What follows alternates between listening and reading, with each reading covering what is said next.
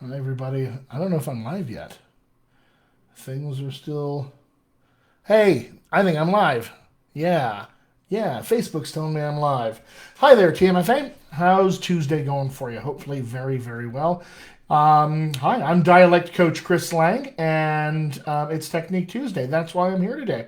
So I hope you all can join me, and we're going to have some fun today talking about the thing that I was going to talk about last week on Technic Tuesday, except my power went out last week, and after it came back on, I just didn't have enough time to cover this. So this week, I'm going to cover what I was going to cover in last week's Technique Tuesday, which you'll notice that I call this accented acting, learning how to talk versus read, strategies for text/accent analysis. That's a big and quasi-academic way of describing essentially what I'm going to teach you to do here is we have to change the way we think about words. We have to change the way we think about language, and we have to change our approach to language, because when we, as actors, encounter language, we get a page and it's got these little black squiggles all over it. All right? Little black squiggles that we recognize because we've been educated in schools and elsewhere as words in a language. And then we have to take those words off that page, insert them into our brains so that they come out our mouths in a way that approaches or approximates, if you will, the actual process of the creation of thought and language in the moment in real life when we are not trying to remember lines. So that's what I'm going to talk about today. Why is this important? Why do I care that you know this? Why do I care that we have this ability? Is because if you want to separate yourself from the rest of your competition and give yourself a leg up in terms of cold reads, in terms of dealing with the English language in general, let's say it's not your native language and you want to have a leg up with English language, you have to understand kind of how it's put together, how it works, and how we think it, so it comes out of our mouths in the way that it does when we're just speaking any language, to each other throughout the course of our day. So that's what I'm going to talk about today. But enough yakety yak about that. Let me get into what I always say here. I can see how many people of you are watching this video. If you're here, why haven't you said hello yet? Go ahead and say hi in the comments. I want to know if you're here. So say hello to me. Say, tell me what you're doing today. Before I came on here, I just finished putting a pot of chili on the stove. So I've got chili waiting for later. That should be an exciting time. But what are you up to? Say hello. I want to know that you're here. These want to be conversations. These lessons to me are no good to you unless they actually address the thing that you are dealing with in your acting career and your development right now. And unless I can actually speak to that thing, there's no, it's basically just knowledge that might or might not be useful. I want to help you apply this to your own process, your specific acting toolbox that you are creating in the real world today throughout your classes and all this time. So please do say hello. And if you have any questions about acting, accents, accent acting, audition preparation, accents you should learn, accents you shouldn't learn, how to learn accents, anything accent related, always interrupt me in the comments. I will stop and address your questions because those are important to me. I want to make sure you get your stuff, taken care of. So let's see here. Who has said hello? Elizabeth Fisher is here. Robin Collins says hello. Hi, Robin. Good to see you again. John Partial or Partial, hopefully I'm saying one of those right, says hi. Hi, John. Nice to see you. Janina Moreno, excited to learn and eat chili. I'm there with you. Chili is an exceptional dish. And when you make it as I make it, where I make my own chili powder, take some dried ancho chilies and I roast them, and then I grind them up with some other spices and some tortilla chips, believe it or not, make my own chili powder. It's exceptional. So Robin, to answer your question, spicy. Because I also put some chipotle and adobo in there as well. It's really, really tasty. All right, John, listening and fascinated, says, I'm really glad. Lee Quarry is here, says hi. And Praksha Patel, hello from Australia. Hi from Australia. I love that this is international, especially for me as an accent coach, because what I deal with is language on an international basis. the way that your other, let's say if you're a native English speaker, your, culture and identity as an English speaker is different than mine as an English speaker, and yet we share a language. Those differences fascinate me. That identity portion of it is a giant part of accent acquisition for you as an actor. And if your first language isn't English, you carry all of your language culture from your native language into English in this case, as that's the language I'm speaking to you at, and the language we would likely be learning accents in. And this is great. I'm so happy we're international here. Blake J. Askew says, hi there from Germany. Oh, guten Abend. I think it's probably, or guten Morgen. I don't actually know what time it is there. It's probably a 9-hour difference, so it's the evening, so I'll stick with guten Abend. And we have our first question. Robin, breaking the ice as always. Thank you, Robin, for this. Robin asked, how come some accents stray so far from the origin language, i.e. a thick Scottish or a Newfie or deep Yorkshire, etc.? Good question, all right? You have to ask yourself, what was the origin language? That's the first question. What the heck was that origin language? We think it's, we have this conception that it would be, for instance, received pronunciation English, but that's an accent that was invented around the late 1700s, early 1800s. So even that hasn't been around as long as Yorkshire or any of those others. These accents are broadly created by the influences of other languages. In England especially, if we look back to the early, 11th century or thereabouts, we start to see this giant shift in language because we have the Norman French and the Saxon German and all of this influence from the Danes and the Celts and the Vikings, and really tons of languages shifting here. And then the court language was French up until this point. And so around the 11th century, we have a big shift of who's in charge. We have new king, new queen, and they're like, hey, we want English to be the court language. What version of English? Good question. So they start speaking English that's heavily influenced by French and by German and by all these other languages, and the language starts to morph and meld itself out of sort of what it used to be, kind of that Middle English. Old English is even older than that, but this is the Middle English thing. And so this language starts to morph, and we encounter what we call, in linguistics and dialect coaching, you can look it up. There's some really good videos on YouTube about this. It's called the Great Vowel Shift. We start to see a lot of shifting in terms of the way words are written, because they're either influenced by French or German, or maybe just English, Celtic, or Danish, anything like that. But then the way they're pronounced begins to also shift. So that spelling of the word and the way it's pronounced also begins to shift. And so we get a lot of variety starting to show up in terms of how accents sound. And, they grow and morph over time, indeed. So even while broadly they're sharing the same, let's say, written language, the way that language is spoken diversifies incredibly over time. So, the great vowel shift. It's why words like ATE and EIGHT are pronounced the same. 8 and 8, right? So we have to think about, Robin, what's the origin language? What's the actual origin language you're dealing with? And really we're dealing with probably 8 or 9 or 10 origin languages that all smush together and result in another form of English that's spoken broadly by a lot of different people with a lot of different backgrounds of cultures that are just very, very different. So that's why Yorkshire is different from Cornwall, is different from Devon, shares some similarities to Manchester and Liverpool, but all those are actually similar in a lot of ways to the Scottish accents right across the border in Glasgow and Edinburgh. But you go further north and everything changes again, let alone let's go over to Ireland and then let's go to America, right? So because American English is, a great grandbaby of the British English variants. And so it's actually likely we sound here in America with our R sounds going right, on birthday instead of birthday. We sound more like they did in England in the 1600s than they do now. So that's likely to be a thing as well. Good question. I can go down that rabbit hole forever, Robin. All right, Praksha Patel says, should I be learning a general American accent or some other one in particular, like Brooklyn or a Southern accent? Ooh, Praksha, great question. Yeah. So should you be learning a general American accent? Definitely. But we don't want to say instead of another accent. If you are from somewhere, let's say Australia, all right? And you sound Australian. If you're going to work in the American market, you're going to have to master at some point a general American accent so you can play American roles. Now, in the same way that if I went over to Australia and I was going to play some role that required an accent that made me sound like I was from Melbourne, I would need to learn that accent for that role. Otherwise, the natives would go, wait, you don't sound like you're from Melbourne at all.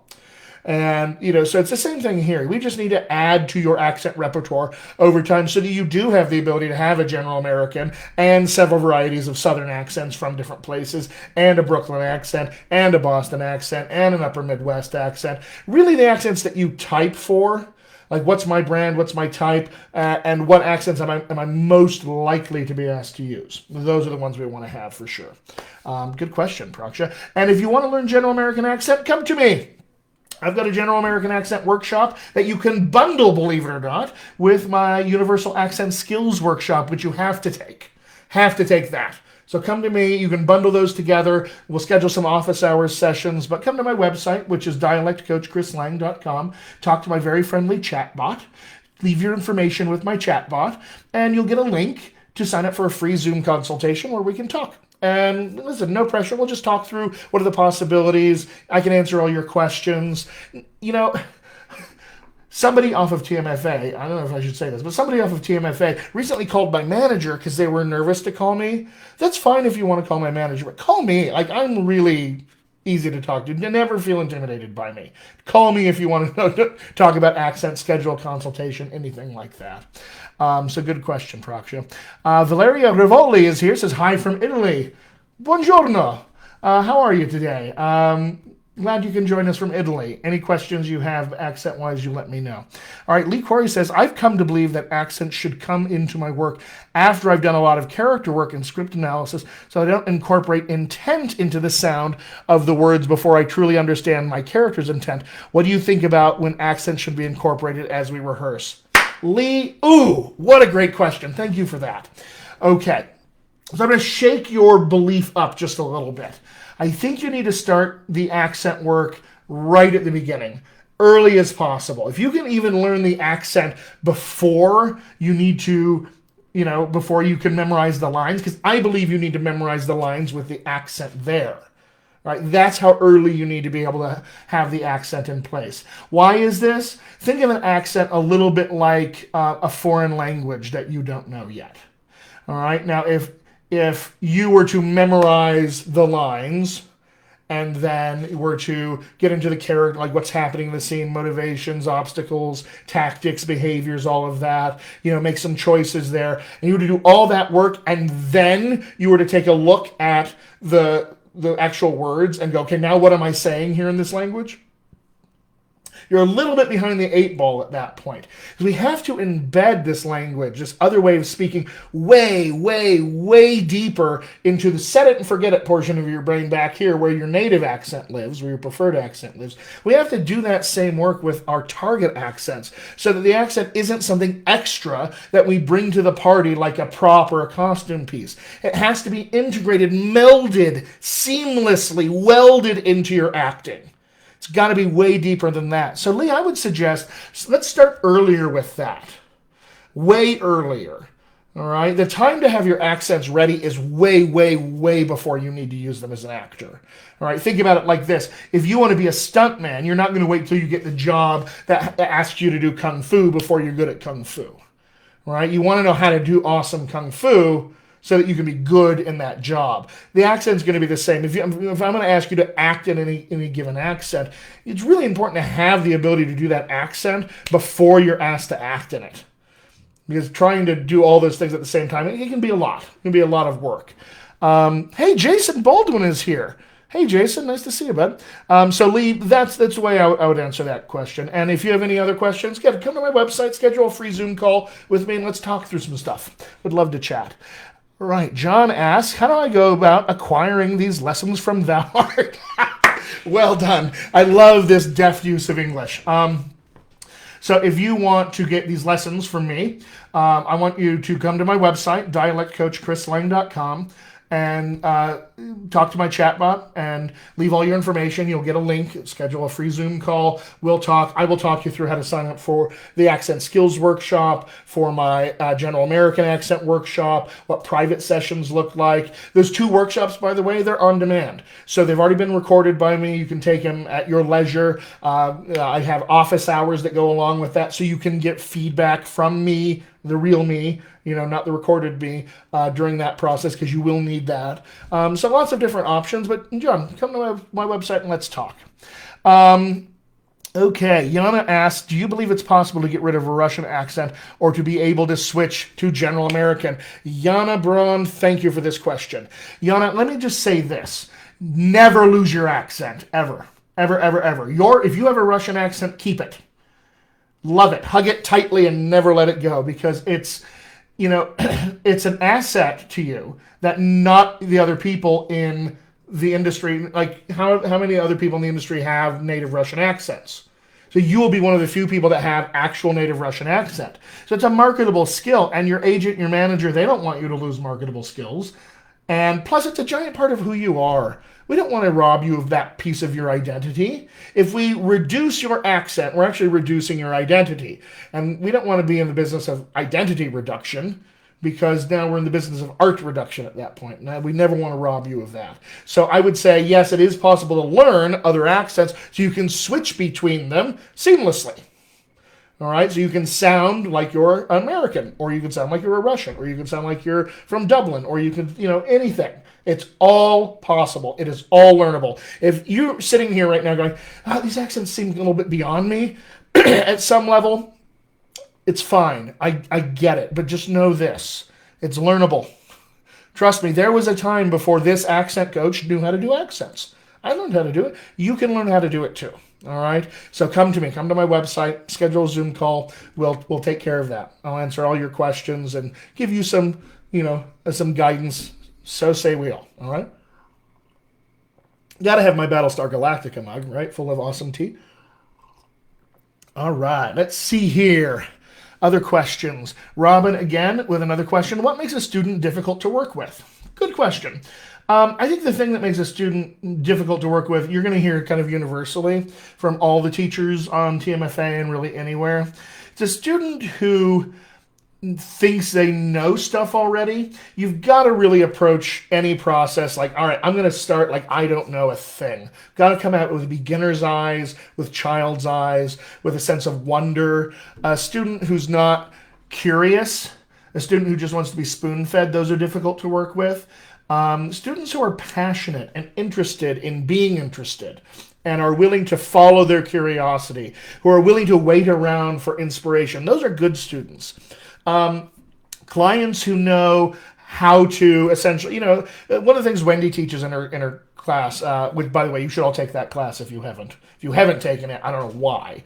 It's ridiculous. You totally should take it. Talk about a competitive edge in this business. But one of the things she teaches is like, how do I relate to my agent or my manager, those sorts of things. You need to know those things with your coach, too. If you get an accent audition, I better be the very first call that you have. You better email me all your signs, the breakdowns, your research, who you want your accent model to be, a recording of yourself trying it out. Like you need to know as a client, like those are the things that I ought to do so that Chris can help me more quickly and more efficiently. Those kinds of things. So what's a bad student or a difficult student to work with? People who don't want to learn those things.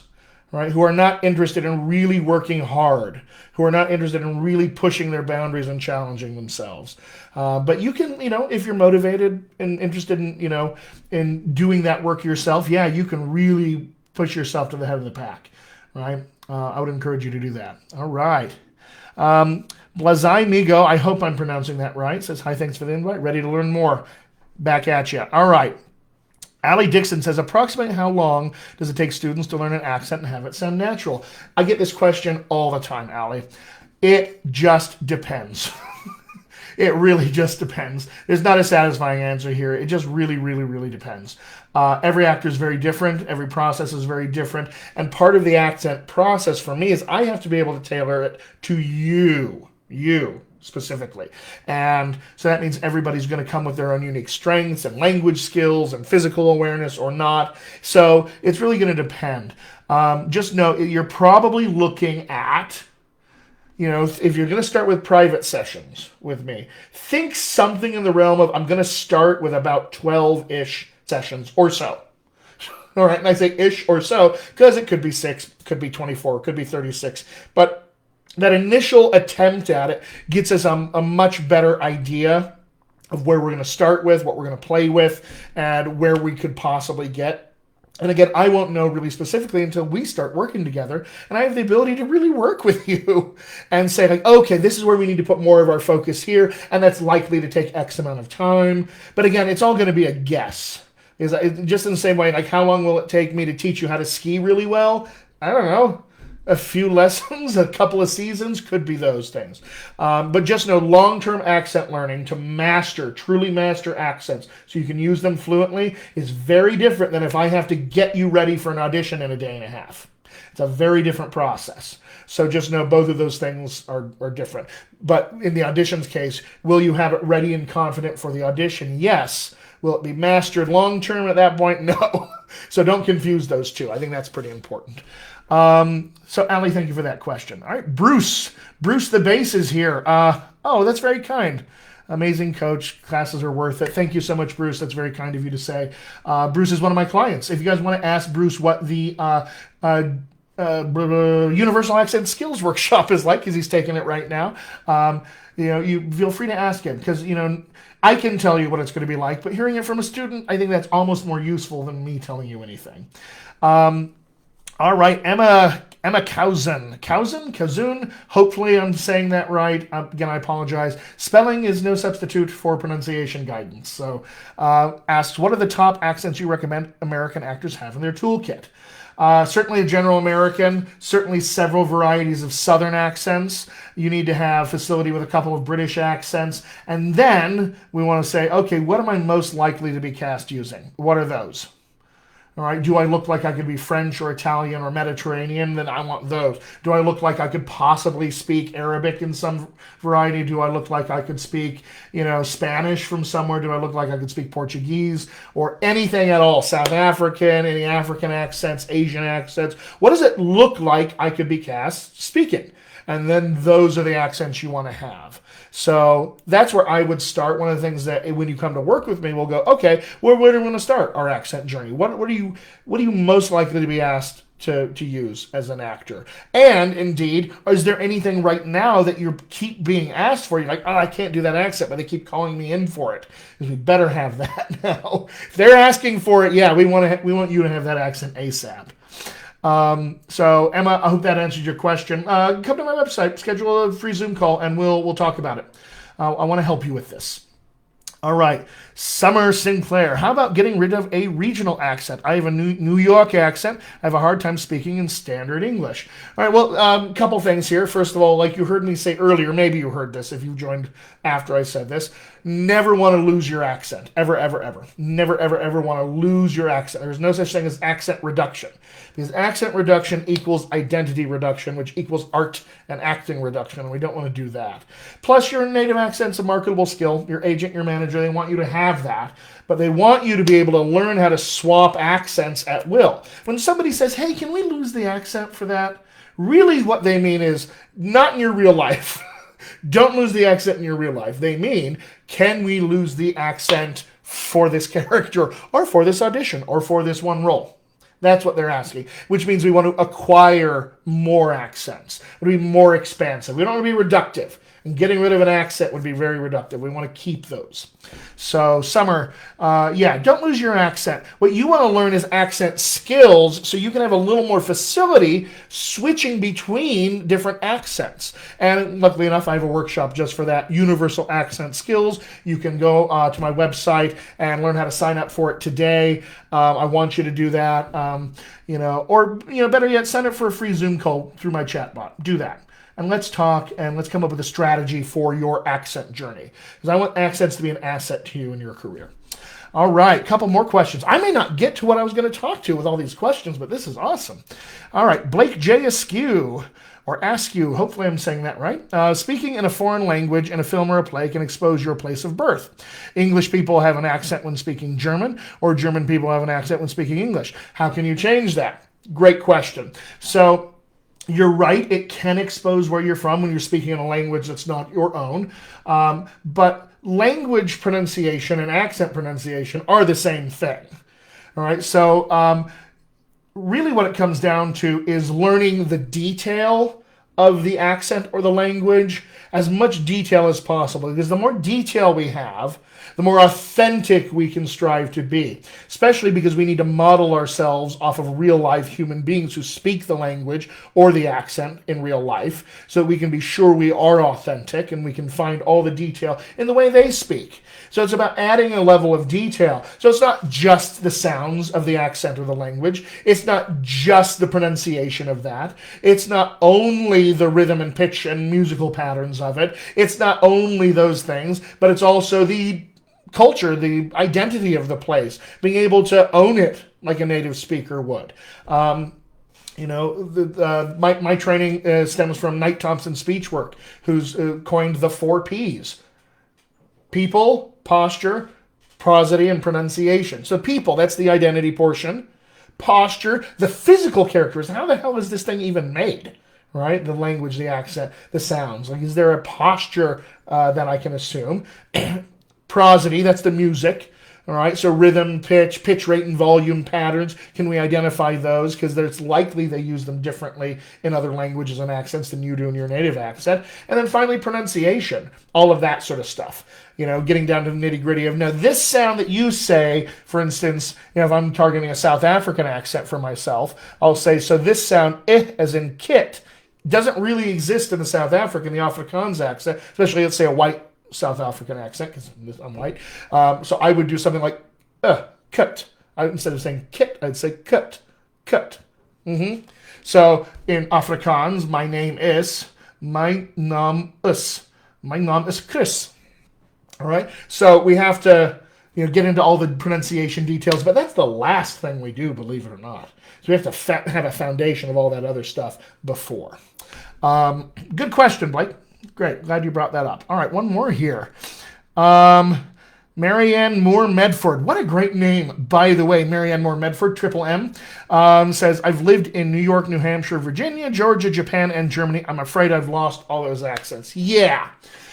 Right, because when you live in the place, you're immersed in it, and so you can take on the features of those accents much more easily, and you can just use them. But over time, when you don't hear them all day long, and you're not using them constantly, they will go away. So what this says to me is, A, we need to rely less on hearing the accent all the time. B, we need to rely more on how the accent is physically created and our intimate knowledge of that. And then the third part of it is we need to practice our accents. Turns out that if we don't work these skills, they do atrophy. They do go away. Right? These, the muscles of your vocal tract are muscles just like any other muscles you have in your body. And if we don't work them out, and we don't use them in specific ways to help our accents be bigger, better, faster, stronger, we tend to lose the skill a little bit. It tends to just atrophy, and we get out of shape.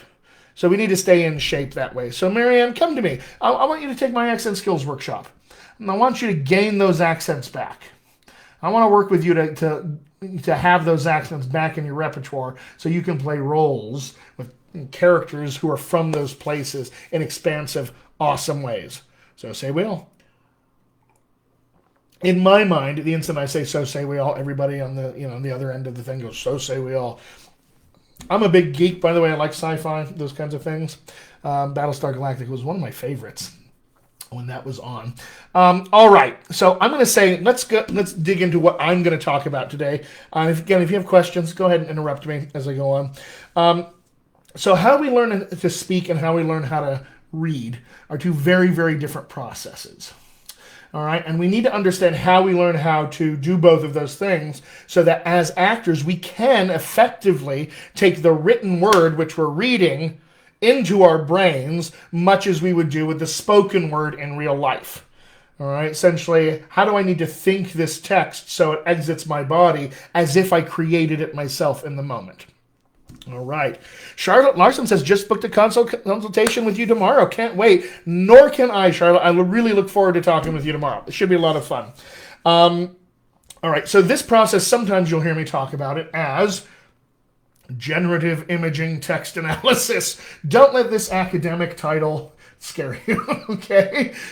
Really, it's just a way to look at text, all right, written word, to analyze it, to look at it and figure out what's happening inside the text, and then to look at what are we doing to generate images.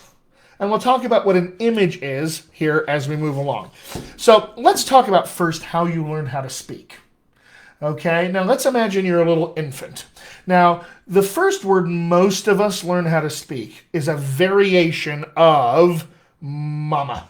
Something along those lines. Mom, mama, mummy, something in that realm. Now, why is this the case?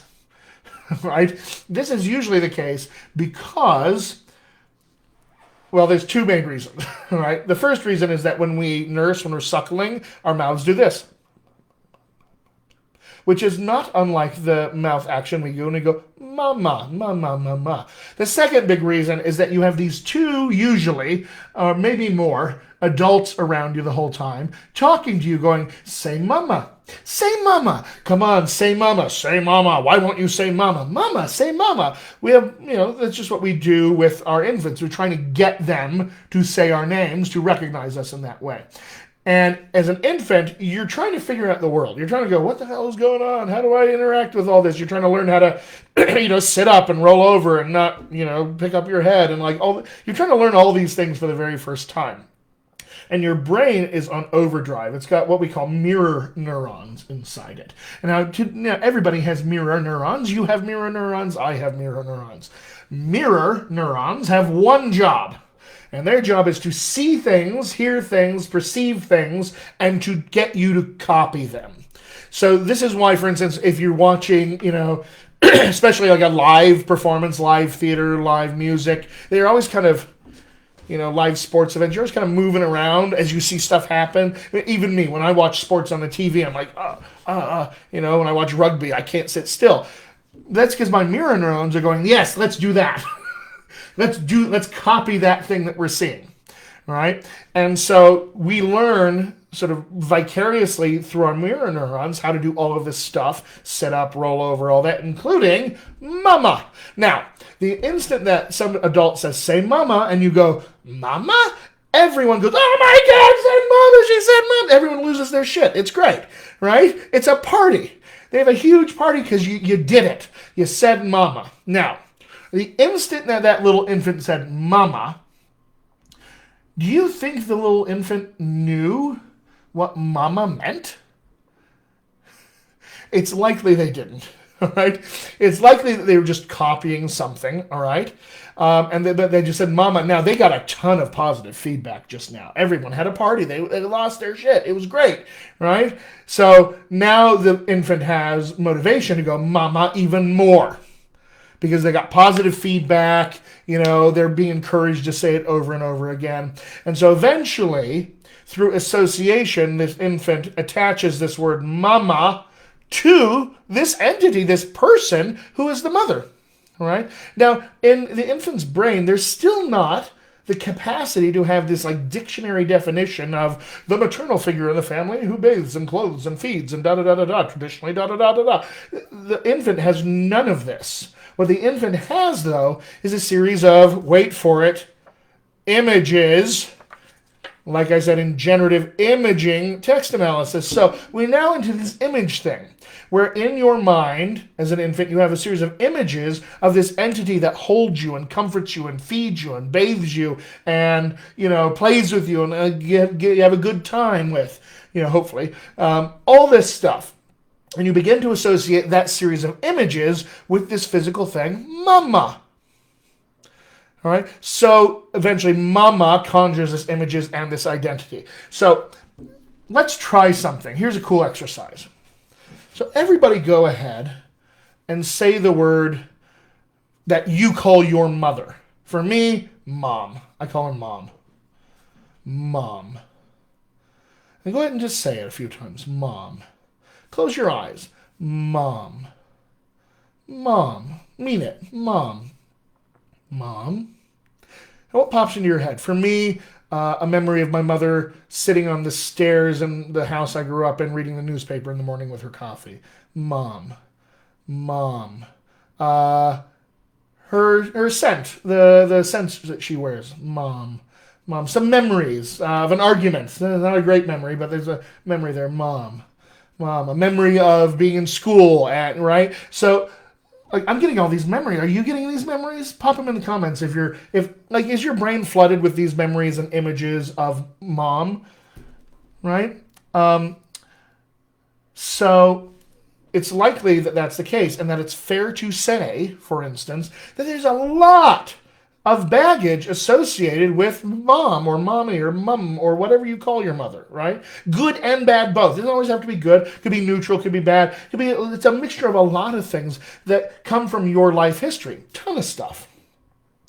All right? So this is what your brain has the capacity to do as it learns this word, mom, and it attaches all of this imagery and all this meaning to that entity and to your experience of that entity and that person and what she means to you. Right? The good, the bad, the complex, the complicated, all of it is there. Now, as you're an infant, you gain more of these images. Eventually, you gain something like dada or daddy or dad, something along those lines. For me, I call my dad Padre for some reason. So we have all these, again, another image with another entity, and you learn more and more and more of these. You learn your siblings, perhaps. You learn your grandparents. You learn aunts and uncles. You learn friends. You learn objects. You learn cup. You learn pen, you learn glasses, you learn sweater and shirt and pants and shoes and the dog and the cat and the window and the TV, or my nephew, he's 6, he says TV still, it's great. The TV and the DVDs on the TV. You learn all of these things and you learn how to say them and you learn what they mean. And this is all before you have even seen any black squiggles on a page or know what they mean. You learn all of this. So you gain an inventory of images and utterances associated with those images. Now, let's imagine an infant, hypothetical infant, little Johnny. All right, little Johnny goes up to his mom. Let's say he's about 3-ish or so. All right, and he says, "Mama, Johnny potty." What does little Johnny need? What does he need, do you think? What might little Johnny need? Put it in the comments. What does he need? All right, what's little Johnny talking about? He goes, "Mama, Johnny, potty." What does he need? All right, it's likely little Johnny needs to use the restroom, right? Or he may have wet himself. There's 2 options here, but let's say he needs to use the restroom. But all he needs are those 3 images: Mama, Johnny, potty. He's got those, and all of his meaning is clear. All of it. Every single piece of it is clear. All right? Now, as Johnny gets a little bit older, let's say towards 5-ish or 6-ish, he's gaining more and more of these images, and his ability to relate these images to each other increase in complexity. All right? He gains a few, what I'm going to call linking words. Essentially, his ability to connect the dots in different ways changes, right? Changes drastically. So now no longer do we have Mama, Johnny, potty. We get Mama, I have to go to the potty. So we've replaced a few things now, right? We've replaced, Mama, I now replaces Johnny, so he's got that level of sophistication. I have to go to the potty. Right? So we've got these 5 little connecting words. The word for this is rhetoric, by the way, how all these images are connected to one another, essentially how we structure arguments, logic, all of this stuff. The fancy term is rhetoric for this. I will use that term, so just know that that's what it means. If I ever say that, pop in the comments, rhetoric, what the hell do you mean? And I will be happy to explain it again. But just know that that's what I'm talking about. So this is rhetoric. Now, this is all in Johnny's brain. Now, Johnny's about 5, and he's got a pretty sophisticated way of doing this. It's not, sophisticated as a 30-year-old or a 70-year-old, but it is really very sophisticated. And 5 is an important age because this is the first time where we learn our first accent. About 5-ish, we have learned our first accent from all the people around us who taught us mama and daddy and, brother and sister and all that stuff. That's our first accent we get. About 5-ish is when that happens. Now, we send Johnny off around this age to kindergarten or preschool or some version of schooling at this point. All right, and Johnny goes and he sits in school and teacher says, here are some symbols that I'm going to show you. And this is A, that's for apple. And this is B for the bee. And this is C for cat. And this is D for dog. And Johnny starts to learn these symbols as they approximate sounds. All right, imperfectly. That's a whole other TED Talk that I could do, a whole other Technique Tuesday about writing and pronunciation not matching up. And I talked a little bit about that earlier with Robin's question. But just know that now Johnny's learning these symbols. And now teacher gives him a book. And he opens up the book. He goes, I don't know these. And she goes, no, don't worry. We're going to go ahead and start with the easy ones. So he learns is and it and a and the. And he, she, I, you, we, all the tiny ones he learns, for instance, has to go to the. He learns all of those words first. And then he learns to read Mama, Johnny, Potty. So what this means is he has learned to read the exact opposite way from how he has learned to speak. When he's learning to speak, he learns Mama, Johnny, Potty first. When he learns to read, he learns has to go to the first. And so we grow up learning how to read this way. So fast forward to now, Johnny is in acting school or is in an acting studio somewhere in LA or somewhere in the world. All right, now Johnny is given these words on this page, these black squiggles, and his brain has been trained to fixate on has to go to the before it ever fixates on Mama, Johnny, Potty. Those kinds of words. So these images, right, these images get lost. All right, these images get lost in all of these sort of has to go to the words. All right. Now, I've drawn some pictures here because if I get to it today, I may not. We'll see. And how we do this text analysis, how you look at a piece of text to just even start parsing this is going to be important. But this is really important for you if you're learning a general American accent, because this is how English works, right? And this is how we can adjust the rhythm and the pitch patterns and all of that in the English that you're speaking to even sound more American. All English will share these features, by the way, but the general American will do it a slightly different way that I will focus on because that's my native accent, as it turns out. So just know that all variants of English share this to some extent. And all languages share this to some extent. So this is not just unique to this one accent, this one language. Okay, Blase Migo, I hope I'm saying that right. I always wondered why my kids sounded British in accent when they were little. We were Spanish, not sure why. It depends on where they were learning English from, right? The TV, perhaps. Lots of interesting ways accents develop, especially for kids. All right, so when you look at a piece of text, the first thing that you want to look at is for the Mama, Johnny, Potty words. I will call those the images. All right. Now, in the same way that we did Mama, Johnny, Potty, it's not like we did Mama, Johnny, Potty. One image like leapt to the next.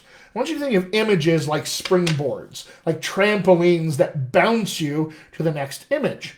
As I am talking to you right now, I've taught this lesson before, but it's largely extemporaneous today. My brain is generating images to jump to images to jump to images. And those images largely are generated as I breathe, and then I'll know what to say next, and then this is what's coming next, and so on and so on and so on. All right, that's how these images are, wait for it, generated in our brains. So we get generative imaging. All right, so it's a way to look at text so that you're reading the text exactly like your brain generates images.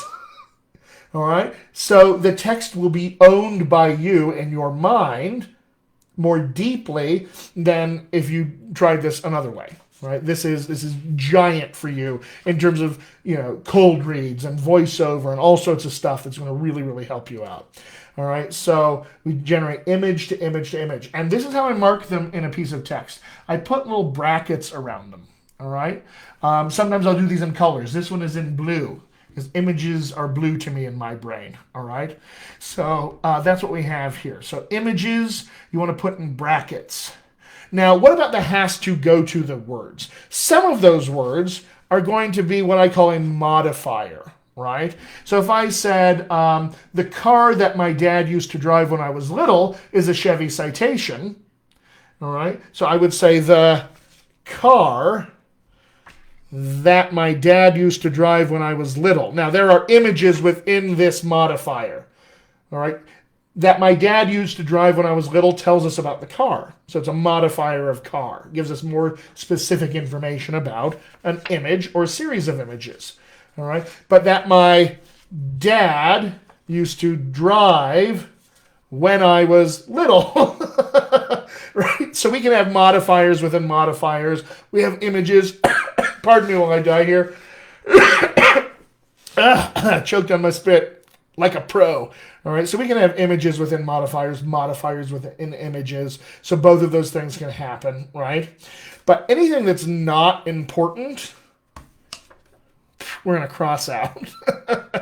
Has to go to the. So I might say the car that my crossed out, dad crossed out, used to drive when I was little is a Chevy Citation.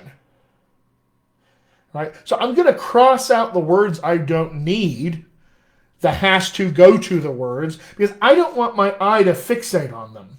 Do I say them? Hell yeah, I have to say the words, but I don't want my brain to think these are the important words. I want it to find the images and the modifiers so that my brain goes, these are the things that carry meaning.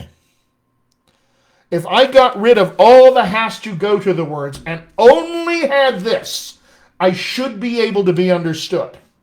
I should be able to be completely understood by Mama, Johnny, Potty. My meaning ought to be crystal clear as an actor if I just had those. So I don't actually need these for meaning. I need these to be able to display how all the dots of my thought process are connected. That's it. All right, that's the rhetoric part. What's my logic? Right? Another thing to point out after all this is what I'll call operative words. I don't want you, if you've ever heard operative words, to confuse that with an image. Operative words can be images. They can also be modifiers. But the operative words are the words that truly carry meaning. All right? These are the Mama, Johnny, Potty words, because they're going to be images that you speak that are not carrying meaning. They're just an image that's there for reference or comparison or something. But the operative words are the ones that will carry meaning. And you notice I've underlined these. And I've underlined that. Because they're not just words. They're operative words. So that's how we'll address these. All right, I'm going really fast here. And I don't expect you to have mastered this in terms of looking at a piece of text and going, oh, that's an image and that's not, and that's a modifier and all of that. Just know that this is a thing you have to train your brain to think differently about text now. You really do. To be successful at the highest level with the most complex kinds of text, I want you to have these skills. All right? So if you come work with me, one of the things that I will probably do is I'll pull out some Shakespeare. Here's Claudius from Hamlet.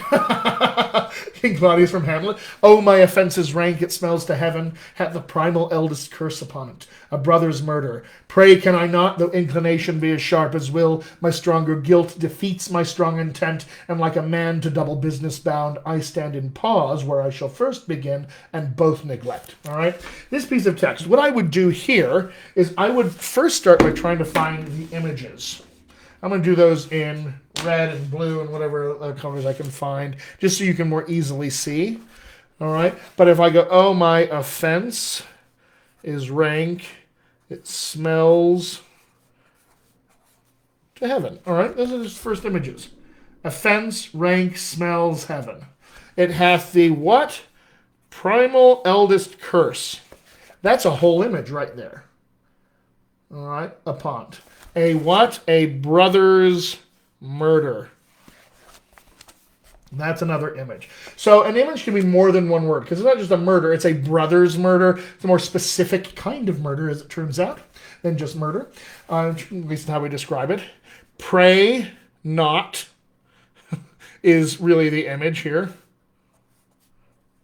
Pray not, though inclination, sharp will, stronger guilt defeats strong intent, man,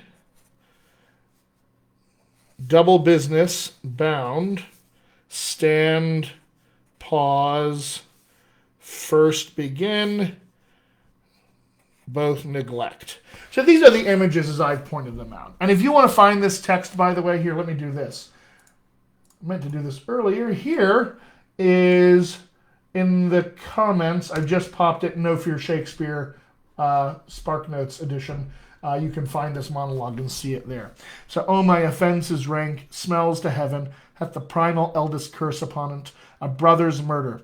Pray can I not, though inclination be as sharp as will, my stronger guilt defeats my strong intent, and like a man to double business bound, I stand in pause where I shall first begin, and both neglect. All right, now let's find modifiers, which I will put in these little vectors here. All right, let's do that. Now I'm going to use magenta because it's an exciting color for me for some reason.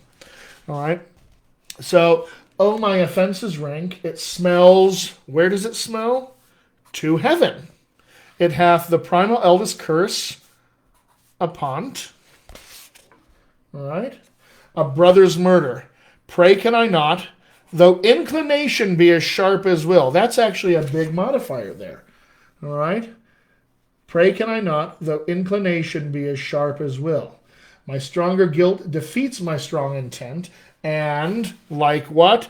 A man to double business bound, I stand where? In pause, where I shall first begin, and both neglect. So I have some modifiers here as well. So we get my stronger guilt defeats my strong intent, and like what? A man to double business bound.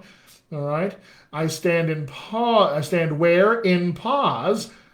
Where I shall first begin, and both neglect. So two modifiers. I'm standing both in pause and where I shall first begin. There's two there. So we're going to look at this, and both neglect. Now, let's go ahead and find the operative words and cross out the words we don't need. And I'm going to use black to cross out the words we don't need. All right, but we're thinking with the operative words, we're going to think here, and Robin says those are chevrons, not vectors. Cheeky, but yeah, lots of different ways. I've always called them vectors because that's the math. Anyway, but yes, they can be called chevrons too. Fine. So let's find the operative words. All right. I'm going to say, oh, my offense, rank, smells, heaven. Primal, eldest curse, brother's murder, pray, maybe not, inclination, will, stronger guilt, strong intent, double business, bound, pause, first begin, both neglect. And then I'm going to cross out, and you'll notice here that there's some images that are not operative words. For instance, like a man. So the more important information here is that like a man to double business bound, the kind of man, right? My stronger guilt not defeats my strong intent, but my stronger guilt defeats my strong intent. That stronger guilt, strong intent, Shakespeare has given us a wonderful, wonderful beauty of an opposition there. All right, so I'm going to cross out the words that I don't need here. Brother's murder, pray, can I not? The inclination be as sharp as will, my stronger guilt defeats my strong intent, and like a man to double business bound, I stand in pause where I shall first begin, and both neglect. Now, I've done this in colors so you can see this, but I recommend colored pencil because you will want to erase occasionally. And so then I can look at this and I see the Mama Johnny Potty construction here. And I'm going to use these images to bounce to one another. All right, so I get, oh, my offense is rank. It smells to heaven. It hath the primal eldest curse upon't. A brother's murder. Pray can I not, though inclination be as sharp as will. My stronger guilt defeats my strong intent, and like a man to double business bound, I stand in pause where I shall first begin, and both neglect. And I'm saying all these words that I've crossed out, but I'm really not emphasizing them at all. Now, if you have to do voiceover, I will teach you how to do this, because there's nothing like reading a script like this. You read the music, and it comes out like you were thinking it that very day. Right? Cold reads. Do this. But we want to do this with all the accent stuff that we do too. Because if we do our accent analysis and we do this, all right, we get to understand how different accents actually think. Because this is like, in my colors here, I've marked out the thought process of this character now. How do they put images together? Are their images long, short? Do they use a lot of weird modifiers? Do they, this is the thought process, my friends, of the character. And so if I can do this with my accent stuff, now I get into the brain of a native speaker of the accent I'm targeting. Their rhythm patterns, if they, how they put words together, how they string thoughts together, all of that, so crucial, so important. All right.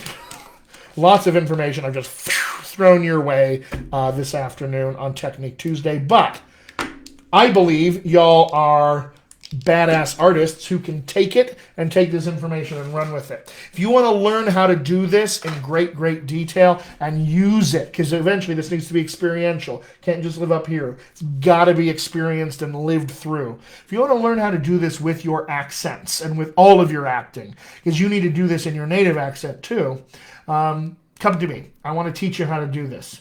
This is a very powerful tool that will separate you from your competition. Believe me when I say that. Will separate you from your competition in auditions and classes, every place.